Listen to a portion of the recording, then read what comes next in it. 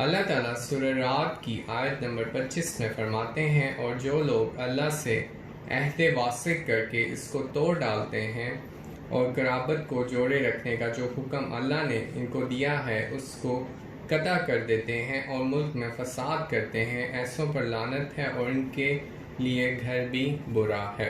السلام علیکم، hopefully you all people will be fine. Welcome back to my channel. ہم آپ صلی اللہ علیہ وسلم کی زندگی کے بارے میں پڑھ رہے ہیں اور ان کی زندگی سے ہم سیکھ رہے ہیں۔ ان کی زندگی میں ہونے والے واقعات ہماری زندگی گزارنے کے لیے مشعل راہ ثابت ہو سکتے ہیں۔ اللہ تعالیٰ نے ہمیں انسانیت کی معراج تک پہنچنے کا طریقہ بتا دیا کہ ہم آپ صلی اللہ علیہ وسلم کی زندگی کو فالو کریں۔ آپ صلی اللہ علیہ وسلم نے زندگی کا کوئی بھی معاملہ ہو، اپنی معاشرت سے، اپنے رہنے سہنے سے ہمیں اس پر کر کے دکھایا۔ ہمیں ضرورت ہے ان باتوں کو پڑھنے کی، جاننے کی اور اپنی زندگی میں ان کو اپنانے کی، چاہے وہ بردباری ہو، چاہے وہ صبر و تحمل ہو، چاہے وہ شکر گزاری ہو، چاہے وہ عفو درگزر ہو، چاہے وہ سادگی ہو، چاہے وہ مساوات ہو، اسی طرح کی ان گنت معاشرت ہمیں آپ صلی اللہ علیہ وسلم کی زندگی سے ملتی ہے۔ ہمیں عبادات میں آداب بھی آپ صلی اللہ علیہ وسلم کی زندگی سے ملتے ہیں۔ ہمیں رہنا سہنا کا طریقہ بھی گھریلو زندگی سے لے کے تمام معاملات طے کرنے کا بھی طریقہ آپ صلی اللہ علیہ وسلم کی زندگی سے ملتا ہے۔ اگر آج ہم یہ سب فیصلہ کر لیں کہ ہم ان باتوں پر کو نہ صرف پڑھیں گے بلکہ ان پر عمل بھی کریں گے تو ہم ایک بہت اچھے مسلمان بن سکتے ہیں اور وہی مسلمان بن جائیں گے جس کا ہمیں ایک حکم دیا گیا۔ علامہ اقبال کا شعر ہے کہ محمد صلی اللہ علیہ وآلہ وسلم سے وفا تو نے تو ہم تیرے ہیں، یہ جہاں چیز ہے کیا لوح و قلم تیرے ہیں۔ اس سلسلے کو کنٹینیو کرتے ہیں ہم لائف آف محمد صلی اللہ علیہ وسلم کو، اور ہم اس سلسلے میں آج ایپیسوڈ 6 کی طرف چلتے ہیں جس کا ٹاپک ہے صلح رحمی۔ ہم نے آپ صلی اللہ علیہ وسلم کی زندگی سے سیکھنا ہے اور اس میں ہم نے یہ بات بھی جاننی ہے کہ کس طرح معاہدے کی رسپیکٹ کی جاتی ہے، کس طرح دشمنوں کے ساتھ بھی سم ٹائم آپ کو ایسے معاہدے کرنے پڑتے ہیں جس میں قتل و غارت سے بچا جا سکے، جس میں آپ لانگر رن میں سکسیسفل آپ حاصل کر سکیں، چاہے اس میں ابھی تھوڑی دیر بعد میں صلح حدیبیہ کا واقعہ بتاؤں گا، اور اسی طرح سے بہت سارے واقعات جن میں ہمیں پتہ چلے گا کہ جو شخص صلح کی پہل کرتا ہے اللہ تعالیٰ اس کے لیے جیت لکھ دیتا ہے۔ جو شخص میل جول میں آپس میں تعلقات میں بھی صلح کے لیے پہل کرتا ہے اللہ تعالیٰ اس کی جیت لکھ دیتے ہیں، چاہے بظاہر دیکھنے میں وہ ہمیں لگے کہ اس نے اپنے آپ کو جھکا دیا ہے اور سب کے سامنے ہم نے اس کو شرمندہ کر دیا، لیکن اس کی عزت کی ذمہ داری، کیونکہ اگر اس کی نیت صاف ہے تو وہ پھر اللہ تعالیٰ نے لے لی ہے۔ تو اگر ہم اس بات پر یقین رکھتے ہیں اور اگر ہم اس بات کو فالو کرنا چاہتے ہیں تو ہم نے آپ صلی اللہ علیہ وسلم کی زندگی سے یہ بات سیکھی ہے، اور ان تمام واقعات میں بھی ہمیں یہ ملتا ہے، جیسے فتح مکہ کے واقعات میں بھی ہمیں یہ بات پتہ چلے گی۔ تو آپ صلی اللہ علیہ وسلم کی زندگی ہمارے لیے ایک مشعل راہ ہے، ہم نے اس پر چلنا ہے۔ تمام اخلاقیات کا مجموعہ، تمام احسن طریقے سے زندگی گزارنے کا طریقہ ہمیں آپ صلی اللہ علیہ وسلم کی زندگی میں ملتا ہے۔ ہمیں اپنی زندگیوں میں صلح رحمی کی اپنانے کی ضرورت ہے تاکہ ہم ایک پرامن معاشرہ، پرامن قوم بن سکیں۔ اللہ تعالیٰ قرآن کریم کی سورہ حجرات کی آیت نمبر 9 میں فرماتے ہیں، اور اگر مسلمانوں میں دو گروہ آپس میں لڑ پڑیں تو ان دونوں کے درمیان عدل کے ساتھ صلح کروا دو۔ سورہ اسرائیل کی آیت نمبر 26 میں اللہ تعالیٰ فرماتے ہیں، اور رشتہ داروں، محتاجوں، مسافروں کو ان کا حق ادا کرو اور فضول خرچی سے مال نہ اڑاؤ۔ اسی طرح سورہ نساء کی آیت نمبر 1 میں اللہ تعالیٰ فرماتے ہیں، لوگوں اپنے پروردگار سے ڈرو جس نے تم کو ایک شخص سے پیدا کیا ہے اور اس سے اس کا جوڑا بنایا، پھر ان دونوں سے کثرت سے مرد اور عورت پھیلا دیے، اور اللہ سے جس کے نام تم اپنی حاجت کا ذریعہ بناتے ہو ڈرو، اور قطع رحمی سے بچو، کچھ شک نہیں کہ خدا تمہیں دیکھ رہا ہے۔ تو ہمیں قطع رحمی سے بچنے کا حکم دیا گیا ہے، اور اگر دو مسلمان گروہ آپس میں لڑ رہے ہوں تو ان کے درمیان عدل کے ساتھ، یعنی انصاف ضروری ہے، انصاف کے ساتھ صلح کا معاملہ کروانا ہماری ذمہ داری بن جاتا ہے۔ آپ صلی اللہ علیہ وسلم کی احادیث مبارکہ بھی اس بارے میں ہمیں بتاتی ہیں۔ آپ صلی اللہ علیہ وسلم نے فرمایا کہ اگر تم اپنی رزق میں کشادگی اور عمر میں درازی چاہتے ہو تو اپنے رشتہ داروں کے ساتھ اچھا سلوک کرو. اور اسی طرح فرمایا کہ جو شخص قطع تعلق کرتا ہے وہ جنت میں داخل نہیں ہو سکے گا.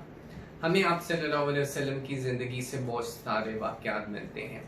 اسی طرح ایک واقعہ صلح حدیبیہ کا واقعہ جو میں شروع میں بتا رہا تھا. سن 6 ہجری کو آپ صلی اللہ علیہ وسلم نے 1400 صحابہ کرام رضی تعالیٰ عنہ کے ساتھ عمرے کا ارادہ کیا. مدینے سے روانہ ہوتے ہیں اس سفر کے لیے اور اپنے ساتھ قربانی کے جانور کو بھی رکھتے ہیں. یہ سفر کا آغاز ہوتا ہے. ان کے ساتھ تلواریں بھی ہوتی ہیں جو کہ انہوں نے نیام کے اندر رکھی ہوئی ہوتی ہیں. اتنے میں قریش مکہ کو پتہ چل جاتا ہے تو قریش مکہ نے ان کو مکہ مکرمہ میں داخل کرنے کی اجازت نہ دی. آپ صلی اللہ علیہ وسلم نے حضرت عثمان غنی رضی اللہ عنہ کو یہ پیغام دیکھ کر بھیجا کہ ان کو بتائیں کہ ہم یہاں آپ سے لڑنے نہیں بلکہ اللہ تعالیٰ کے گھر کی زیارت کرنے آ رہے ہیں. 3 دن تک حضرت عثمان غنی رضی اللہ عنہ ان کو یہ بات سمجھاتے ہیں لیکن قریش مکہ کسی صورت میں بھی ماننے سے انکار کر دیتے ہیں اور یہ خبر پھیل جاتی ہے کہ حضرت عثمان غنی رضی اللہ عنہ کو شہید کر دیا گیا ہے. جب آپ صلی اللہ علیہ وسلم تک یہ خبر پہنچتی ہے تو آپ صلی اللہ علیہ وسلم تمام صحابہ کرام رضی اللہ عنہ کے ساتھ اس وقت جو موجود تھے ان کے ساتھ بیعت کرتے ہیں اور اس بیعت کو بیعت رضوان کہتے ہیں جس میں حضرت عثمان غنی رضی اللہ عنہ کی شہادت کا بدلہ لینے کا انہوں نے فیصلہ کیا. آپ صلی اللہ علیہ وسلم نے جیسے یہ فیصلہ کیا مکہ میں جو قریش تھے انہوں نے آپ صلی اللہ علیہ وسلم کے پاس حضرت عثمان غنی رضی اللہ عنہ کو واپس بھیج دیا اور ان کے ساتھ اپنا بھی ایک نمائندہ بھیجا کہ وہ آپ صلی اللہ علیہ وسلم کے ساتھ معاملات طے پائے. اس بندے کا نام سہیل بن عمرو تھا اور اس نے آپ صلی اللہ علیہ وسلم کے ساتھ یہ معاہدہ کیا. معاہدے کی شرائط حضرت علی رضی اللہ عنہ نے لکھی تھیں اور وہ معاہدہ کی شرائط کچھ اس طرح تھیں کہ اس سال مسلمان حج کیے بغیر یا اللہ تعالیٰ کے گھر کی زیارت کیے بغیر عمرہ کیے بغیر واپس چلے جائیں گے اور اگلے سال آئیں گے اور اپنی تلواروں کو نیام میں رکھیں گے اور صرف 3 دن کے لیے قیام کریں گے. اور اگر کوئی اس معاہدے کے دوران مسلمان ہو کر آپ صلی اللہ علیہ وسلم کے ساتھ جانا چاہے گا تو وہ ہم اس کو نہیں جانے دیں گے اور آپ صلی اللہ علیہ وسلم کو اس کو واپس کرنا پڑے گا. لیکن اگر کوئی مسلمان کافر ہو جائے یعنی مرتد ہو جائے تو ہم اس کو واپس لے لیں گے. اور اسی طرح دونوں فریقین کے درمیان یہ معاہدہ 10 سال تک چلے گا اور اس دوران کوئی بھی معاہدہ عرب اور قریش باقی لوگوں سے کرنا چاہیں یا مسلمان کسی اور قوم سے کرنا چاہیں تو وہ معاہدہ کر سکتے ہیں. بظاہر دیکھنے میں یہ شرائط میں ایسے لگتا ہے کہ مسلمانوں کی کوئی بھی بات نہیں مانی جا رہی لیکن آپ صلی اللہ علیہ وسلم نے اس معاہدے کو مان لیا اور اس معاہدے کو اللہ تعالیٰ نے مسلمانوں کی کھلی فتح قرار دیا. اور اس معاہدے کے کچھ ہی سالوں بعد فتح مکہ کا ایک بے مثال واقعہ ہوا جس میں بغیر کسی کا خون بہائے پورا مکہ آپ صلی اللہ علیہ وسلم نے فتح کر لیا اور اس کو فتح مبین قرار دیا گیا. جیسے یہ معاہدہ لکھا جا رہا تھا تو اس وقت حضرت ابو جندل رضی اللہ عنہ جو کہ مسلمان ہو چکے تھے اور کفار ان پر ظلم کر رہے تھے اپنی قید سے آزاد ہو کر بیڑیوں سمیت ہی آپ صلی اللہ علیہ وسلم کی خدمت میں حدیبیہ کے مقام پر پہنچ جاتے ہیں. لیکن سہیل بن عمرو کہتا ہے کہ اس معاہدے پہ لکھا جا چکا ہے تو اس لیے آپ ہمیں واپس کر دیں. آپ صلی اللہ علیہ وسلم اس معاہدے کی پاسداری کرتے ہیں اور اس معاہدے پہ عمل کرتے ہوئے آپ صلی اللہ علیہ وسلم حضرت ابو جندل رضی اللہ عنہ کو واپس مکہ مکرمہ جانے کا کہہ دیتے ہیں. تو بے شک آپ صلی اللہ علیہ وسلم نے ان کی تمام باتیں مانی اور بظاہر دیکھنے میں یہی لگا لیکن فتح اللہ تعالیٰ نے آپ صلی اللہ علیہ وسلم کے لیے لکھ دی تھی. نبوت سے پہلے آپ صلی اللہ علیہ وسلم کی عمر مبارک 15 سال کی تھی تو اس وقت ایک جنگ کا واقعہ پیش آیا حرب الفجار جس میں آپ صلی اللہ علیہ وسلم نے ڈائریکٹلی پارٹیسپیٹ نہیں کیا لیکن وہ جنگ ان مہینوں میں ہوئی تھی جو مقدس مہینے تھے. مقدس مہینوں سے مراد یہ تھی کہ ان مہینوں میں قریش کے جو قبائل ہیں جن میں آپس میں برسوں سے دشمنی بھی چلی آ رہی ہے تو وہ ان مہینوں کی رسپیکٹ میں جنگ نہیں لڑتے تھے لیکن یہ جنگ ان مہینوں میں ہوگی اور اس میں بہت زیادہ خون خرابہ ہوا اور آپ صلی اللہ علیہ وسلم کو اس بات سے یا اس واقعے سے یہ بات پتہ چل گئی شروع سے ہی کہ خون خرابہ صحیح بات نہیں ہوتی. اللہ تعالیٰ ایکچولی ان کو یہ بات سکھا رہے تھے، اور آپ صلی اللہ علیہ وسلم ہمیشہ سب کا خیال رکھتے تھے. چاہے وہ جنگ میں جب جاتے تھے تو بھی وہ بچوں، بوڑھوں، بزرگوں کا خیال رکھتے تھے. تو اس واقعے کے بعد آپ صلی اللہ علیہ وسلم نے ہر جنگ کو ختم کرنے کے لیے کوشش کی، بلکہ اس معاہدہ پر عمل درآمد کرنے کی کوشش کرتے تھے جس پہ سے جنگ سے بچا جا سکے. آپ صلی اللہ علیہ وسلم اس واقعے کے بعد حلف الفضول کا معاہدہ پیش آیا، کیونکہ ان قبائل نے فیصلہ کیا کہ اب ہم مقدس مہینوں میں آپس میں لڑائی نہیں کریں گے، بلکہ کمزور اور بے سہارا لوگوں کو کی مدد کریں گے. آپ صلی اللہ علیہ وسلم نے بھی اس وقت معاہدے میں حصہ لیا. آپ صلی اللہ علیہ وسلم اس واقعے کو یاد کر کے کہتے تھے کہ اگر آج بھی مجھے اس معاہدے کے لیے بلایا جائے اور اس معاہدے کے بدلے میں مجھے 100 سرخ اونٹ پیش کیے جائیں تو میں اس معاہدے پر عمل درآمد کرنا پسند کروں گا، کیونکہ آپ صلی اللہ علیہ وسلم کو امن سے محبت تھی اور صلح رحمی سے محبت تھی. آپ صلی اللہ علیہ وسلم کی زندگی میں صلح رحمی کے بے پناہ واقعات ہیں. اوس اور خزرج مدینہ کے 2 قبائل تھے، ان کے درمیان برسوں سے دشمنی چلی آ رہی تھی. آپ صلی اللہ علیہ وسلم کے آنے سے ان کے درمیان دشمنی ختم ہو گئی. ایک دفعہ ہوا یہ کہ وہ دونوں لوگ مجلس میں بیٹھے ہوئے تھے، اوس اور خزرج کے. اوس کے کسی بندے نے ایک ایسا شعر پڑھا جو خزرج کی برائی بیان کرتا تھا. اسی طرح سے خزرج نے ایک ایسا شعر پڑھا جو اوس کی برائی بیان کر رہا تھا، اور یہ شعروں کا سلسلہ چلتا گیا، اور قریب تھا کہ وہ دونوں قبائل آپس میں لڑنے کے لیے اٹھ کھڑے ہوتے. اس بات کی خبر آپ صلی اللہ علیہ وسلم تک پہنچتی ہے. تو آپ صلی اللہ علیہ وسلم پر اللہ تعالیٰ وحی فرماتے ہیں، اور یہ بات آتی ہے قرآن پاک کی کہ اللہ تعالیٰ مسلمانوں کو ڈرنے کا کہا جاتا ہے، اور اس طرح سے ڈرنے کا کہا جاتا ہے جس طرح سے اللہ تعالیٰ سے ڈرنے کا حق ہے. اور اس بات سے بھی منع کیا جاتا ہے کہ اسلام کے علاوہ کسی اور کا خون بہانے کی کوئی اجازت نہیں. جیسے ہی یہ بات پتہ چلتی ہے وہ دونوں قبائل آپس میں گلے ملتے ہیں اور اس بات کو بھلا دیتے ہیں اور رونے لگ جاتے ہیں، اور یعنی ان میں صلح رحمی کا معاملہ ہو جاتا ہے. اسی طرح آپ صلی اللہ علیہ وسلم کی اور بھی زندگی میں واقعات ہیں. حضرت عبداللہ بن عمر رضی اللہ عنہ فرماتے ہیں کہ ایک آدمی نے آپ صلی اللہ علیہ وسلم کی خدمت میں حاضر ہو کر کہا، یا رسول اللہ، میرے کچھ رشتہ دار ایسے ہیں جن کے ساتھ میں رشتہ جوڑتا ہوں اور وہ رشتہ توڑتے ہیں، اور میں انہیں معاف کر دیتا ہوں. وہ پھر بھی مجھ پر ظلم کرتے ہیں. میں ان کے ساتھ اچھا سلوک کرتا ہوں اور وہ میرے ساتھ برا سلوک کرتے ہیں. تو کیا میں ان کی برائی کا بدلہ برائی سے نہ دوں؟ حضور پاک صلی اللہ علیہ وسلم نے فرمایا، اس طرح تو تم سب ظلم میں شریک ہو جاؤ گے. تم فضیلت والی صورت اختیار کرو اور ان سے صلح رحمی کرتے رہو. جب تک تم ایسا کرتے رہو گے اس وقت تمہارے ساتھ ایک مددگار فرشتہ رہے گا. یعنی آپ صلی اللہ علیہ وسلم ہمیں سکھا رہے ہیں کہ اگر ہمارے ساتھ کوئی اچھا معاملہ نہیں کرتا تو ہمیں اچھی صورت اختیار کرنی ہے. اچھی صورت کیا ہے کہ ہم برائی کا بدلہ بھی اچھائی کے ساتھ دیں اور اس کے ساتھ بھی صلح رحمی کریں جو ہمارے ساتھ قطع تعلقی کرنا چاہتا ہے. ایسا کرنے سے اللہ تعالیٰ ہمارے لیے ایک فرشتہ رکھ دے گا جو ہر وقت ہماری مدد کرتا رہے گا. حضرت ابو ہریرہ رضی اللہ عنہ شب جمعہ میں جمعرات کی شام کو ہمارے پاس تشریف لائے اور فرمایا، اس مجلس میں قطع رحمی کرنے والا بیٹھا ہوا ہے. اس سے پوری تاکید سے کہتا ہوں کہ وہ ہمارے پاس سے اٹھ کر چلا جائے. اس پر کوئی کھڑا نہ ہوا. انہوں نے یہ بات 3 دفعہ کہی تو اس پر ایک جوان اپنی پھوپھی کے پاس گیا جس سے اس نے 2 سال سے تعلقات ختم کر رکھے تھے اور اسے چھوڑا ہوا تھا.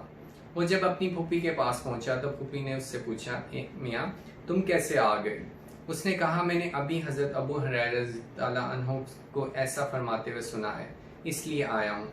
پھوپھی نے کہا، ان کے پاس واپس جاؤ اور ان سے پوچھو کہ انہوں نے ایسا کیوں فرمایا. تو وہ جوان واپس گیا اور پوچھنے پر حضرت ابو ہریرہ رضی اللہ عنہ نے فرمایا، میں نے آپ صلی اللہ علیہ وسلم کو یہ فرماتے ہوئے سنا ہے کہ شب جمعہ میں ہر جمعرات کی شام کو تمام بنی آدم کے اعمال اللہ کے سامنے پیش کیے جاتے ہیں اور تمام انسانوں کے اعمال تو قبول ہو جاتے ہیں مگر قطع رحمی کرنے والے کا کوئی عمل قبول نہیں ہوتا.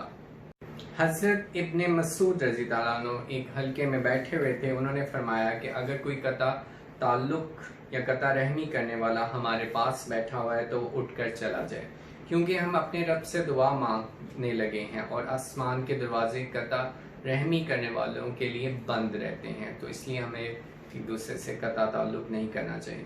صلہ رحمی کا مطلب صرف یہ نہیں کہ اگر آپ اپنے کسی رشتہ دار یا دوست احباب سے لڑ رہے ہیں، بلکہ رشتہ داروں پہ احسان کرنا اور ان کی ضرورت کا خیال رکھنا بھی حسن سلوک میں آتا ہے اور صلہ رحمی میں آتا ہے۔ حضرت جابر بن فرماتے ہیں کہ ایک مرتبہ حضرت جویریہ رضی اللہ عنہ نے آپ صلی اللہ علیہ وسلم سے عرض کیا کہ یہ غلام آزاد کرنا چاہتی ہوں۔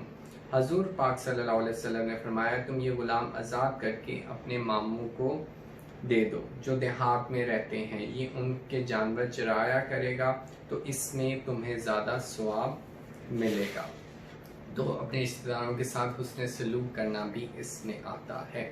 حضرت ابن عباس رضی اللہ عنہ فرماتے ہیں کہ ایک مرتبہ قریش شدید قحط میں مبتلا ہوئے، حتیٰ کہ انہیں پرانی ہڈیاں تک کھانی پڑی، اور اس وقت آپ صلی اللہ علیہ وسلم اور حضرت عباس بن عبد المطلب رضی اللہ عنہ سے زیادہ خوشحال قریش میں کوئی نہیں تھا۔ آپ صلی اللہ علیہ وسلم نے حضرت عباس رضی اللہ عنہ سے فرمایا اے چچا جان، آپ جانتے ہیں کہ آپ کے بھائی ابو طالب کے بچے بہت زیادہ ہیں اور آپ دیکھ رہے ہیں کہ قریش پر سخت قحط آیا ہوا ہے، آئیں ان کے پاس چلتے ہیں اور ان کے کچھ بچے سنبھال لیتے ہیں۔ وہ ان کے پاس گئے تو ابو طالب نے کہا میرے بڑے بیٹے عقیل کو بس میرے پاس رہنے دو، باقی بچوں کے ساتھ تم جو چاہو کرو۔ چنانچہ حضور پاک صلی اللہ علیہ وسلم نے حضرت علی رضی اللہ عنہ کو اور حضرت عباس نے حضرت جعفر رضی اللہ عنہ کو لے لیا، اور یہ دونوں حضرات کے پاس اس وقت تک رہے جب تک یہ مالدار ہو کر خود کفیل نہ ہو گئے۔ آپ صلی اللہ علیہ وسلم نے ہمیں صلہ رحمی کا درس دیا اور قطع تعلق کی سے منع فرمایا۔ کسی مسلمان کا اپنے مسلمان بھائی سے 3 دن تک ناراض رہنا جائز نہیں۔ اگر آپ اپنے کسی مسلمان بھائی سے ناراض ہیں تو اس کو اللہ تعالیٰ کی خوشنودی کے لیے معاف فرما دیں اور قطع تعلقی کو ختم کریں اور صلہ رحمی کا معاملہ فرمائیں، کیونکہ آپ کی کوئی بھی دعا قبول نہیں ہوتی جب تک آپ قطع تعلقی کا معاملہ فرماتے ہیں۔ حضرت عائشہ رضی اللہ عنہ جو اپنے بھانجے حضرت زبیر رضی اللہ عنہ سے بہت پیار کرتی تھیں، ان کا بہت خیال رکھتی تھیں اور وہ انہی کی تربیت میں پلے بڑھے تھے۔ حضرت عائشہ رضی اللہ عنہ کے پاس جو بھی مال آتا تھا وہ صدقہ کر دیتی تھیں۔ حضرت زبیر رضی اللہ عنہ کو ایسا لگا کہ ان کو سارا مال صدقہ نہیں کرنا چاہیے، اس پر حضرت عائشہ رضی اللہ عنہ نے ان سے بات کرنے سے انکار کر دیا اور قطع تعلقی کا معاملہ فرمایا۔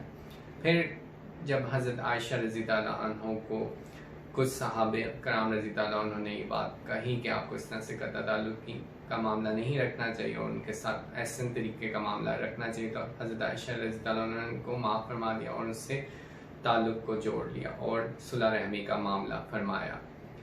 تو ہمیں بھی اپنی زندگیوں میں یہ دیکھنے کی ضرورت ہے کہ اگر ہم کسی سے قطع تعلقی کر چکے ہوئے ہیں تو اس کو معاف فرما دیں اور صلہ رحمی کا معاملہ فرمائیں۔